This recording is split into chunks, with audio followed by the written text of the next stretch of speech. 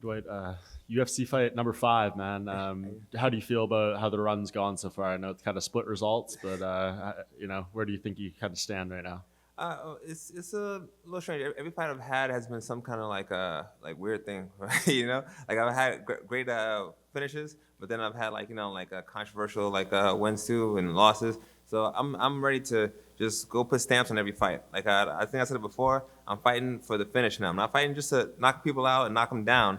I'm not fighting to knock them completely out and finish the fight. So I think I'm trying to make more statements like that going forward. What's kind of the change in mindset? Like, did something happen? Was it just the result of the last fight that made that click for you? Yeah, it was a result of the last fight, man.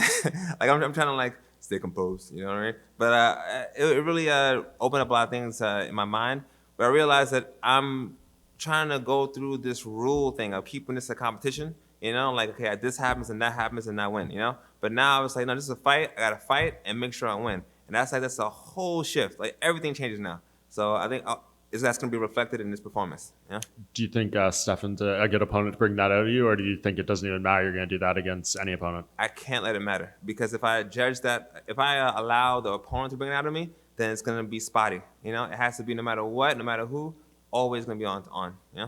Do you think you're going to get an extra boost on Saturday with the fans in there behind you? 100%. Because the fans not only do they make like a great atmosphere for the fight, but they let you know when you're doing things right. Like you hit somebody a couple times and you hear you're like, okay, I'm doing something good. Let me keep doing this for a while. So like that's gonna be a great help also. Awesome. Thanks, man. All right, cool.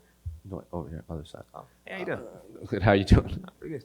What do you make of Stefan's skill set? He obviously hasn't fought since his USADA issues. Do you watch tape? And if you do, like anything about him impress you? Oh yeah, I watched a lot of tape.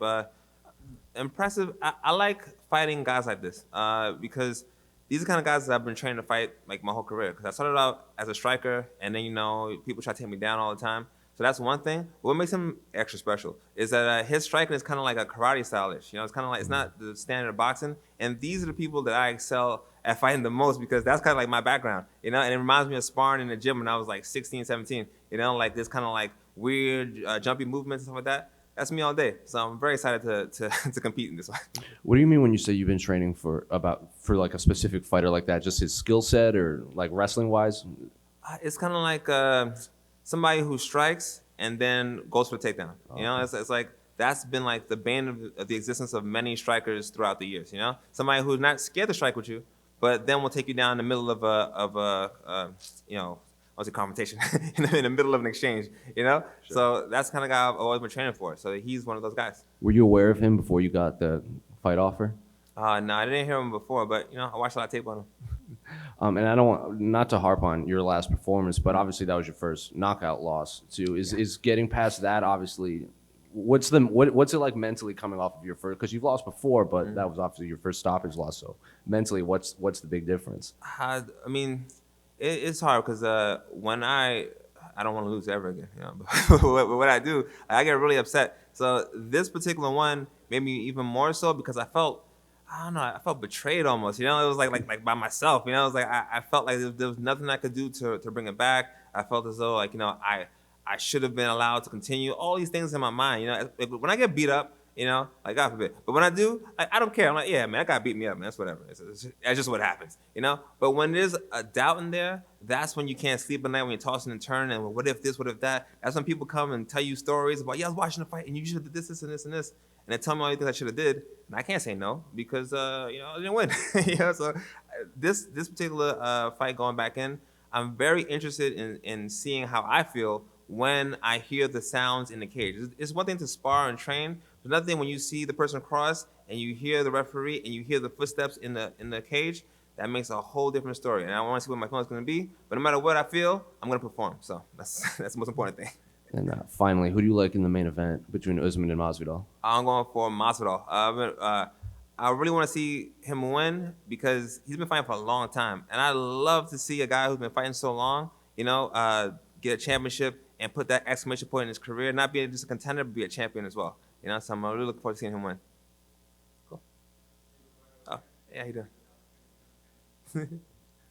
So you talk about watching a lot of tape. Some fighters they're split on that. Some watch a lot. Some say they leave it to the coaches. Not specifically just Stefan, but when you're watching tape, what kind of tendencies are you looking for in opponents?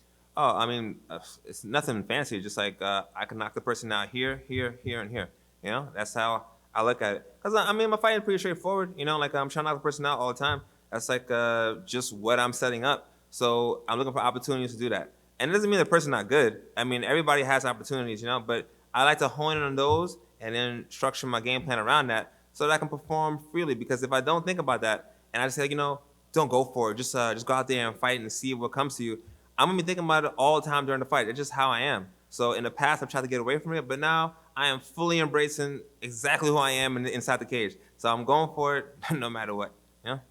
And just a quick note, is there a limit to how far you go back in terms of watching film? Like, are some fights just, you know what, that's too old, don't even worry about it? Oh no, I watch all of it because there's certain like intrinsic things about a person and about their style that will last no matter what throughout their career. And it's not about tendency, just like oh he drops his hand when he does this. It's about like you know like mindset, about facial expressions, about how they feel, how they perform. When they win, when they're winning, I should say, how do they uh, coordinate themselves? When they're losing, how do they behave? You know, like when they're facing adversity, you know, all these things make a difference, and you can watch it escalate through the years, and actually, it's just kind of fun. You know, it's just kind of fun to sit back and watch people fight, knowing that you're gonna fight this guy, and it excites me to know that somebody's doing that for me too.